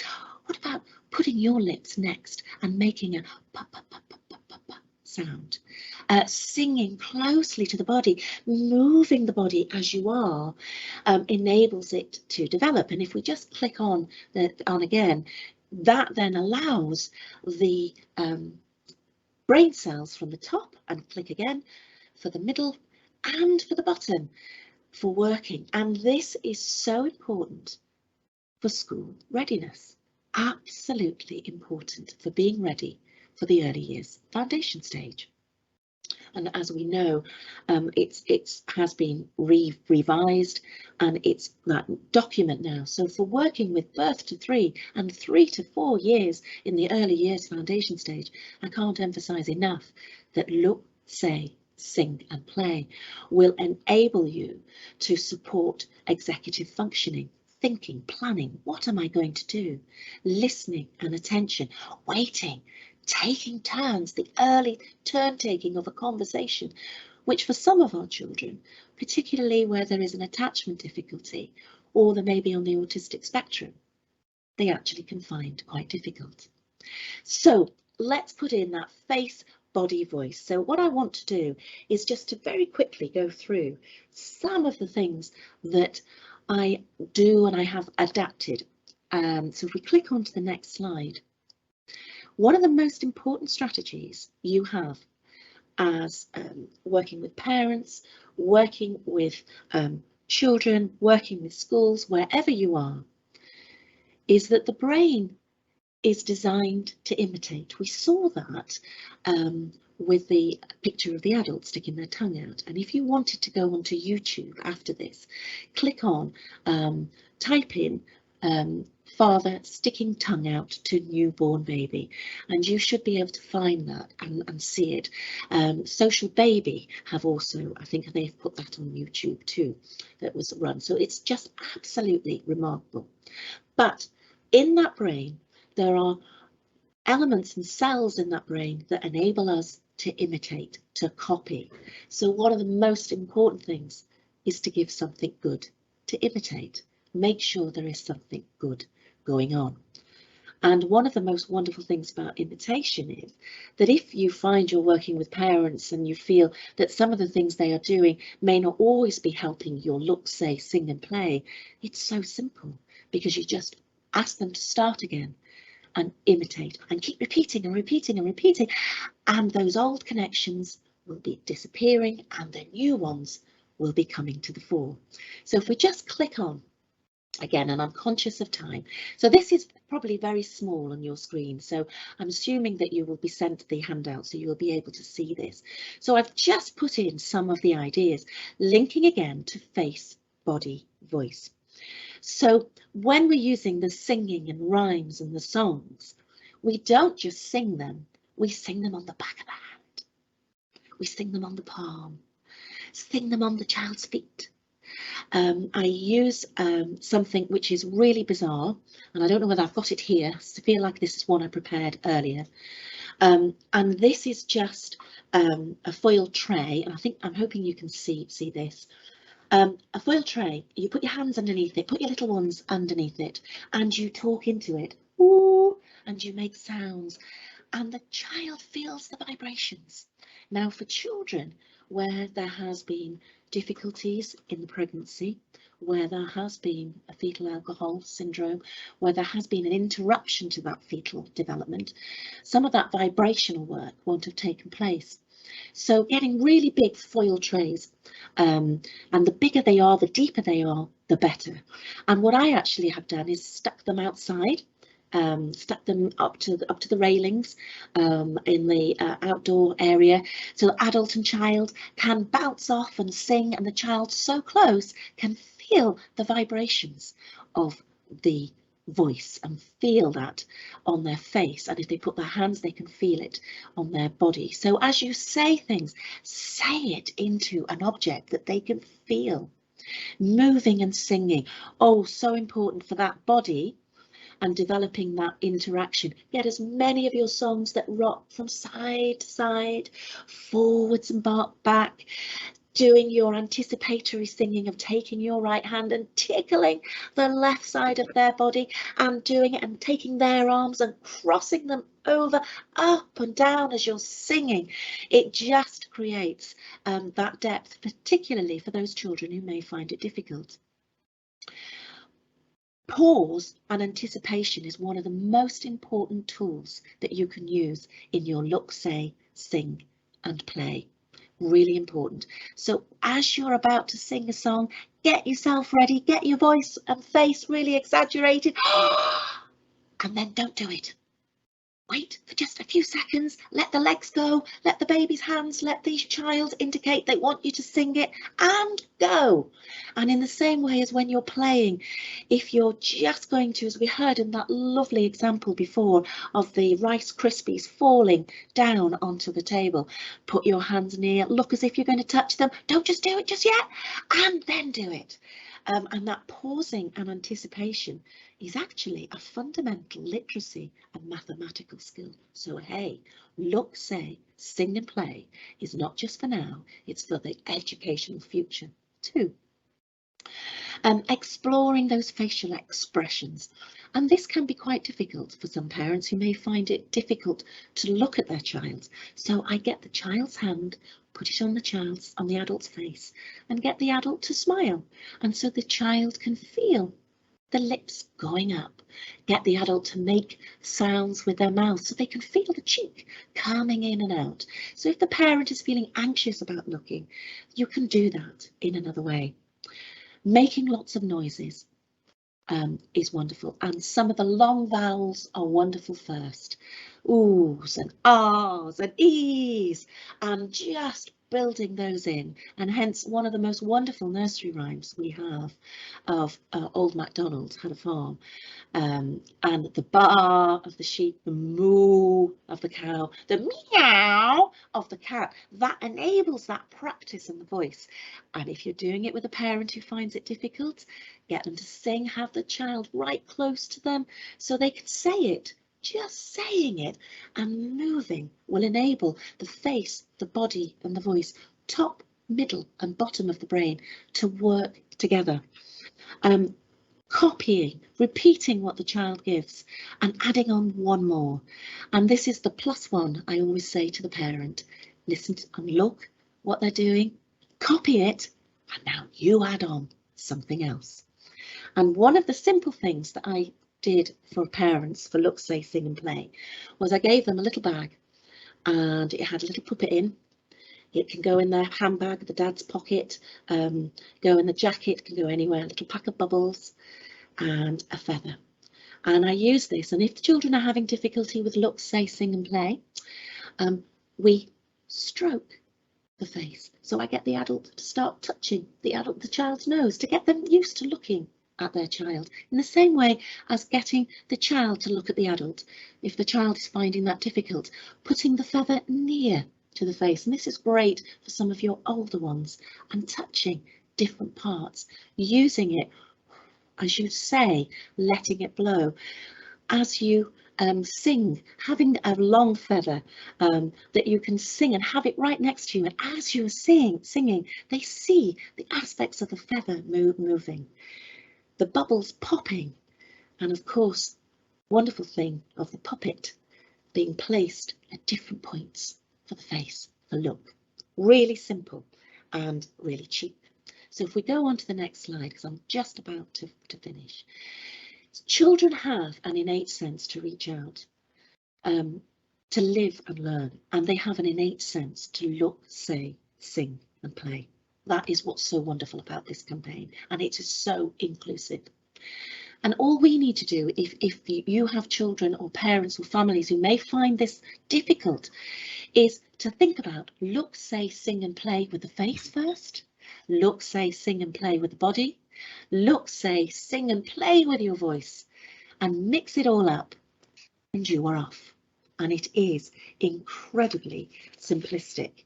And so if we just go to the last slide, and if we click on, when we combine this together, we then really do support the mental well-being of our children and of our families and our practitioners, because I have to say one of the things I love is doing this when I'm doing yoga groups, when I'm doing small intensive interaction. I can't tell you how much fun I have with it as well. So thank you all for listening, and it's been an absolute pleasure to talk for Look, Say, Sing and Play. Thank you all very much. Bye bye now. Thank you, Helen. I think I'll echo everyone's sentiments in saying that was fascinating. I never tire of hearing about baby brain development, so thank you for that presentation. Our next presenter is Mubasha Khalik, who is the local campaigns manager for NSPCC, and he's going to give us an overview. But I would like to start by saying thank you to Mubasha for bringing us all together and keeping us on track to getting to the point where we are today. Thanks, Mubasha. Thank you, Debbie. There's been a lot of really good content from the speakers talking about what's already going on in different parts of Merseyside and how people plan to embed the campaign. I'm hopefully going to give an overview of the campaign and some of the plans for the next year, and how you as key partners here today can support and help us to get our messages across. So a bit about the campaign. Look, Say, Sing, Play empowers parents to change everyday moments into brain building ones. It's aimed at parents with babies under 2, and it's designed to be relevant right from birth and even pre-birth, as we've heard earlier on. Our ultimate aim is to help parents give their child the best start in life, both by building their brain and strengthening the bond between parent and child. The campaign is about fun and easy tips for parents to do with their baby or toddler, and about making the most of what parents are already doing. So eating, getting changed, some of the examples that we've already heard about. Supporting those interactions that build neural connections within a child's brain. This is why each tip comes with an explanation of the science behind it. So why are we, as the NSPCC, running this campaign? Why has this been developed? For families, the key hook is the improvement in their child's cognitive, emotional and social development. This is a byproduct of higher quality interactions. For the NSPCC, the motivation is to create stronger bonds between parents and babies. Evidence shows that this then reduces the risk of abuse. Of course, while abuse and neglect can happen at any point in the life course, there is evidence to suggest that infancy represents a heightened vulnerability. Looking at US stats highlights that a third of children who are maltreated are aged between 0 to 3. And if we look at comparable stats for England, it's worth noting that the most recent available stats suggest that almost 40% of children who are on a CPP are 4 or under. So we know this is preventable, and that the perinatal period in infancy provides a unique window of opportunity to work effectively with families at risk of maltreatment. During our engagement with parents, we will share videos like this, which I'm not going to share today just because of time, but I will share with everyone via email, just to introduce the concept of Look, Say, Sing, Play and the science behind it. But like much of what has been said, Look, Say, Sing, Play and the concepts behind it are pretty much about what it says on the tin. It's really simple. It's about looking at what your baby's focusing on and how they react to certain things, saying what they're doing in silly voices and using funny faces, singing along to your favorite tunes or just making up your own as you go along, and playing simple games and seeing what your child enjoys. We've heard about the serve and return model. These back and forth exchanges are the building blocks of early brain development. They help children learn how to control their emotions, cope with stress, and learn skills that will become and serve as the foundation for later development. The campaign that we're launching, this one-year campaign, the 3 core pillars of the campaign are about elevating the importance of early years interaction, educating parents about why early years interaction is important, and equipping them with an understanding of what they need to do and how to do it. And I just thought I'd mention this point. This is just a little reminder that in today's day and age, the technological world that we're living in does not always allow for real life social interaction. So this is something that I think is really relevant and important that we're launching today. I've already mentioned in terms of who the campaign is aimed at. It's for parents with children up to the age of 2. There's certain groups, like first-time parents with newborns and children up to the age of 2, or those who are currently pregnant. We understand that the first 1,000 years of 1,000 days, of a child's life are crucial, and this is about maximizing that period of their life from the purpose of brain development. In terms of the resources that the campaign has created, and the campaign itself, which is a national campaign that the NSPCC have delivered in lots of different local areas, we have spoken to a range of professionals and consulted with both professionals and parents as part of this process. So just to tell you a bit about the research and the consultations that we've done in the development of this campaign. In 2018, we consulted with over 2,000 parents across the UK to gain insights on parent-child interactions, needs, and attitudes. We used focus groups, surveys, digital diaries, and in-depth interviews. Professionals were also consulted throughout the process. And some of the findings, as are highlighted on this slide, we found that parents are interacting with their babies and young children, but it could be more purposeful, deliberate, and rewarding. Research highlighted that many parents don't know why interaction is so important. So they may be doing some of the interaction, but not having the understanding behind it. Some struggled with the ideas about how to interact in the early day moments beyond eye contact and cuddling, especially in the early months when they do not receive obvious feedback from their babies. So the campaign was developed to reflect parents' real life experiences of parenthood and is non-judgmental and strength-based. One of the things that we will be sharing as part of this campaign, both physically but also digitally, are a number of Look, Say, Sing, Play resources. So we saw the flashcards in Angie's input. There'll be a number of flashcards, leaflets, and a range of other resources that have been ordered and will be distributed across the local authorities, the children's centres, and any of the partners that want to get involved can make contact with us with regards to that. And as well as physical resources, there are also a number of digital resources that are free to download. So there are professional briefings, research and evidence behind the Look, Say, Sing, Play approach.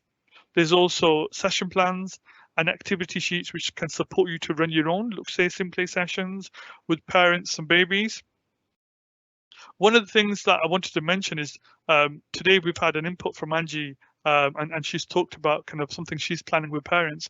One of the things that we'll be doing as part of this campaign is hopefully filming practitioners, but also parents, giving their input in terms of once they've received the resources and implemented them and used them, giving some feedback around that as well. I think that'll be a really good legacy as part of this campaign. We've also heard about the weekly tips that are sent out to parents. So parents, can be encouraged to sign up to these tips, but also professionals as well.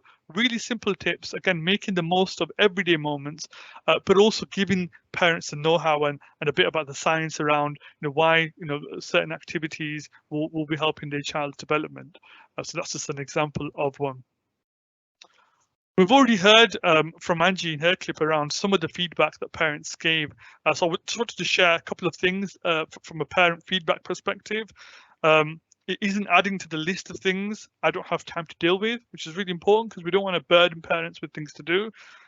It's really practical, not preachy, it's action focused, and it gives examples. And then one final one from the parents is it challenges myths that you can interact too much. Parents can use it to push back. So just I'm very conscious of time, but just a little bit about this specific campaign that we're launching here today across Merseyside. As we've heard, it's supported by the VRP, and it's been driven by our campaign steering group consisting of children's centre leads, local authority representatives, NSPCC, and other partners. In terms of why we know this approach will work well, because we will complement existing initiatives, some of which we've already heard in terms of plans that are already being put in place. It fits around local agendas, including speech and language, school readiness, NSPCC staff and others can deliver familiarisation sessions in the community, but also virtually. And it will complement both universal offers, but also can be linked to targeted offers as well. And it's a positive, strength-based campaign. Now, I'm moving towards the end of my input, really, and this is why I've kind of stayed on till the end, because I think as we leave today's session, it's very much about thinking, how can you get involved? How can you help to make this campaign a success? Some of the plans that we've got going forward are a range of activities, insight sessions for professionals, including events, stalls, information, etc. Also sessions for parents, webinars, introduction sessions, encouraging parents to sign up to the emails, and even focus groups with specific groups like dads or any other groups that you may identify, but also wider awareness around, comms, the local media, social media, and things like that.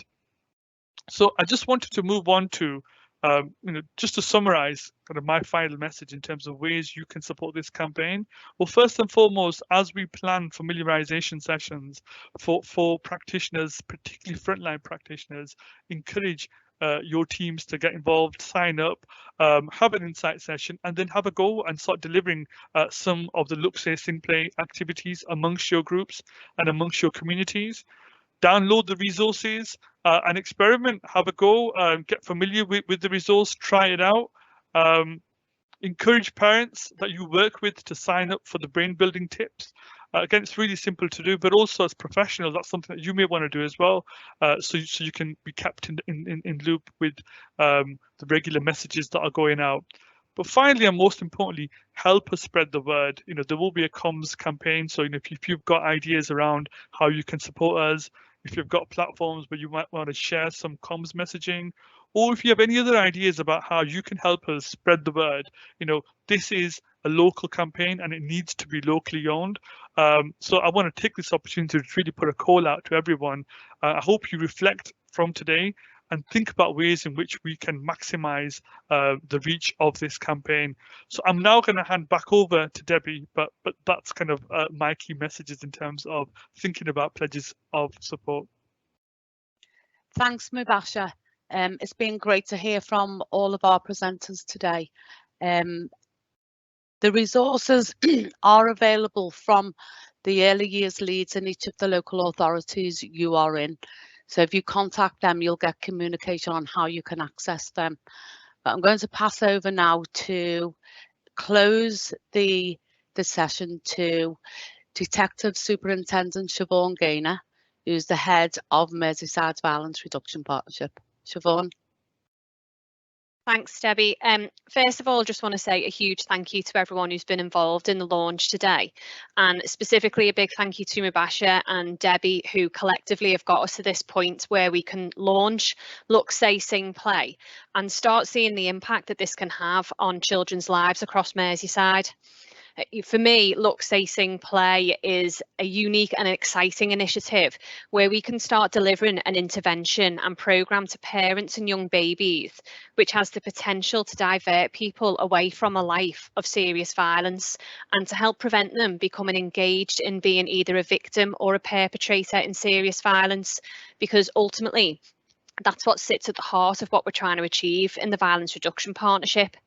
Because our Violence Reduction Partnership, what we truly believe in is that in order to have those long-term effects and change serious violence, we've got to go back to those early years in a person's life, and we've got to support mums, dads, carers and parents in being able to shape a child's life for the right reasons. We never believe that someone's too far gone down a life of violence that they can't be removed from it. But we all know too well how hard it is to remove someone who is entrenched in a cycle of crime and serious violence, be that domestic abuse, gang-related violence, sexual violence, and unfortunately that list goes on. So what's important for us is to improve the life chances of people and do that at an early stage. And that gives people an opportunity to live a life free from serious violence. And again, that's something that we strive to achieve at the Violence Reduction Partnership. And we've got to do that by taking a long-term public health approach. And that means going back to the very beginning of someone's life and giving them the tools that they need to succeed in life. In the VRP, what we do, we look at all stages of a person's life and seek all those opportunities for those teachable moments. And we are aware of ACEs, and we do try and take a trauma-informed approach when dealing with a problem so complex like serious violence. And it's down to the effectiveness of our partnership and the fact that we've got strategic leads in place, such as Debbie, who leads up our early years. That's allowed us to invest in programmes such as Look, Say, Sing, Play, and it's allowed us to take a chance on some of these interventions that we might not ever be able to actually ascertain what we've been able to do in a child's life for the good, but we have to do it. We've got to be able to improve people's life chances. And I'm really proud to be here today to close this event and to be part of Look, Say, Sing, Play across Merseyside. I'm really excited to see how it's launched, and I'm really interested to get some feedback from everyone involved to see how this is actually being delivered across families in Merseyside. Because a parent myself, I think it's a really fantastic way to see how we can engage with young people, engage with our children. And I know this has been said before, but I really wish something like this was around when I was a mum for the first time and had my child, and all these little tips and hints and ways that we can be involved more effectively with our children. So I really do think it's fantastic, because every day, whether my daughter likes it or not, I sit down and ask her what she's done. I want to know what she's done in her day. I tell her about my day, and I don't think we can ever underestimate how important those little precious moments are. It doesn't matter how small they are, but engaging with children is key, and we've got to educate and support people who might not know how effective and important that is in their own children's lives. So finally, closing words, really, I know that Mubasha, the NSPCC, Debbie, and all the partners and people who are on today, and the VRP are really excited and really passionate about Look, Say, Sing, Play. And we want to see this rolled out as far and wide as we can. It is available right across Merseyside. There isn't any local authority that isn't included in this. So everyone has got the opportunity to become engaged in this and to really drive and push it forward. So thank you very much for everyone's time today. Thank you to all of our speakers and everyone who's planned this event, because it's never easy planning these things, and as sometimes great teams are, we would have preferred to do these things in person. I think we all would, but given the current situation, it's online, and I know sometimes it's difficult to find a couple of hours out your day to set aside and to listen to these things. But you know, speaking personally, I think every speaker has been really passionate. It's been really interesting. It's been really engaging. I am conscious we are pretty much bang on time or just over. So it is open now for any questions to myself or anyone else on the line. But I appreciate if people have to drop out. I think there's an opportunity for this to be followed up on at a later stage.